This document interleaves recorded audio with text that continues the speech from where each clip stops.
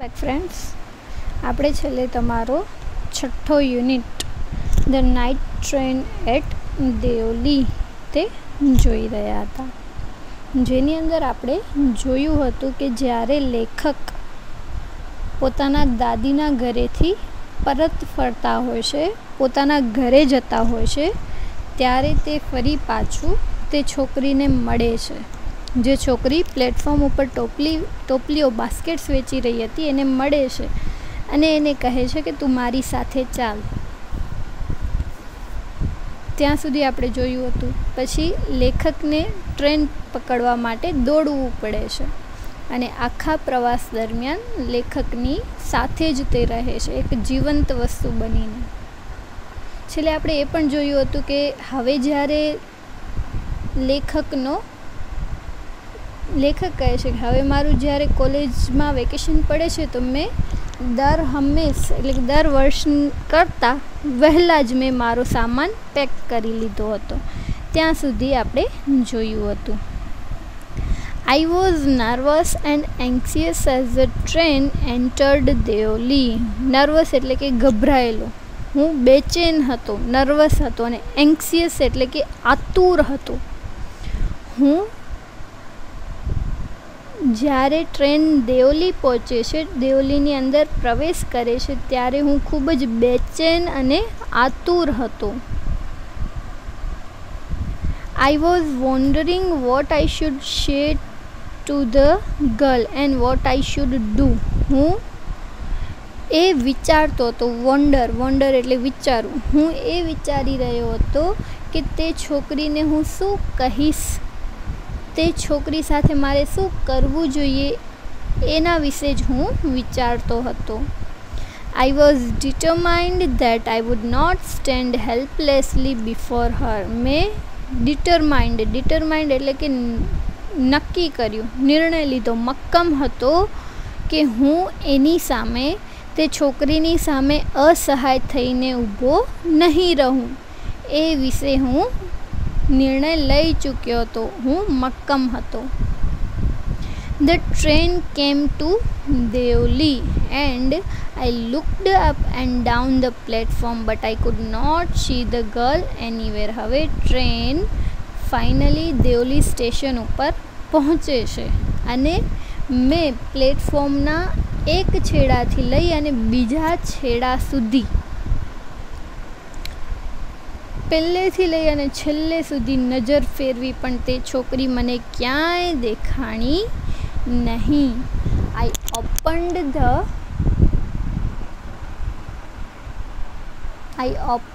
the door and stepped off the footboard. મેં દરવાજો ખોલ્યો, જે ટ્રેનના ડબ્બાનો દરવાજો હતો, દરવાજો ખોલ્યો અને એના જે સ્ટેપ્ડ એટલે કે પગથિયાઓ હતા તે ઉતરી અને નીચે આવ્યો. I was deeply disappointed એટલે કે નિરાશ થવું, ઉદાસ થવું. હું ખૂબ જ નિરાશ થઈ ગયો હતો.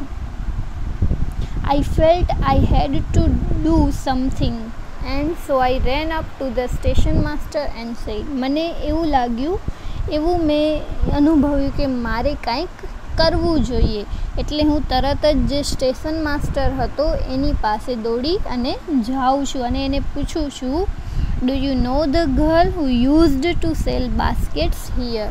તમે એ છોકરીને જાણો છો જે હંમેશા અહીં ટોપલીઓ વેચતી હતી? No, I don't, said the station master. તે સ્ટેશન માસ્ટર મને કહે છે કે ના, હું એને જાણતો નથી. The train was moving out of the station and I had to run up the platform and jump for the door of my compartment. હવે ગાડી હતી એ સ્ટેશનથી બહાર જઈ રહી, એટલે કે ટ્રેન શરૂ થઈ ગઈ હતી અને મને પ્લેટફોર્મ ઉપર દોડી, I had to run up to platform ઉપરથી દોડી અને ડબ્બાનું બારણું, કમ્પાર્ટમેન્ટ એટલે કે ડબ્બાનો જે દરવાજો હતો, બારણું હતું, એને પકડવા માટે મને શું કરવું પડ્યું? જમ્પ કરવું પડ્યું, કૂદકો મારવો પડ્યો, કૂદવું પડ્યું. As Deoli platform vanished, જ્યારે વેનિશ્ડ એટલે અદૃશ્ય થઈ જવું, બંધ થઈ જવું. જ્યારે દેવલી પ્લેટફોર્મ દેખાતું બંધ થઈ જાય છે, I decided that one day I would have to break journey there. મેં એવું નક્કી કર્યું, I have decided કે એક દિવસ હું મારા પ્રવાસ દરમિયાન ત્યાં જ રોકાઈ જઈશ. I would spend a day in the town. I would spend a day in the town, make inquiries and find the girl who had stolen my heart with nothing but a look from her dark, impatient eyes. મેં એવું નક્કી કર્યું કે હું મારા પ્રવાસ દરમિયાન એક દિવસ ત્યાં જ રહીશ અને એ ગામમાં હું એક દિવસ વિતાવીશ. મેક ઇન્ક્વાયરીઝ, તપાસ કરીશ, અને જે છોકરીએ માત્ર તેની કાળી અને ઇમ્પેશન્ટ એટલે કે ઉત્સુક આંખોની એક નજરથી જે છોકરીએ મારું હૃદય ચોરી લીધું હતું એને હું શોધી કાઢીશ, એટલે કે એ છોકરીની હું તપાસ કરીશ. In the last few years, I have passed through Deoli many times. છેલ્લા થોડાક વર્ષોમાં હું દેવલી પાસેથી કેટલી બધી વાર પસાર થયો છું. I always look out of the window to see the same unchanged face smiling to me. હું હંમેશા જ્યારે દેવલી પાસેથી પસાર થતો ત્યારે મારી બારી બહાર જોતો. શું એવી ઈચ્છા હતી કે કદાચ તે સ્માઇલવાળો ચહેરો મારી સામે આવી જાય, કદાચ મારી સામે એ ચહેરો મને જોવા મળે, એના માટે હું હંમેશા બારી બહાર જોતો રહેતો. But I will never break journey there. પણ હું ક્યારેય ત્યાં રોકાઈશ નહીં. I prefer to keep hoping and dreaming and looking out of the window for the girl with the baskets waiting for me. ટોપલીઓ લઈને મારી રાહ જોતી તે છોકરીને જોવાની આશા અને સ્વપ્ન. આઈ પ્રિફર ટુ કીપ હોપિંગ. હવે તો મને એવી આશા છે, એન્ડ ડ્રીમિંગ, હું એવું સ્વપ્ન રાખું છું કે જે મારી તરફ જોતી રહેતી છોકરી, એ છોકરીને હું એકવાર જોઈ લઉં, બસ એવી જ હવે એક આશા છે. અને એ આશા અને સ્વપ્ન સાથે હું બારીની બહાર જોવાનું પસંદ કરું છું. I never break my journey at Deoli, but I pass through as often as I can. હું ક્યારેય દેવલી રોકાતો નથી, પણ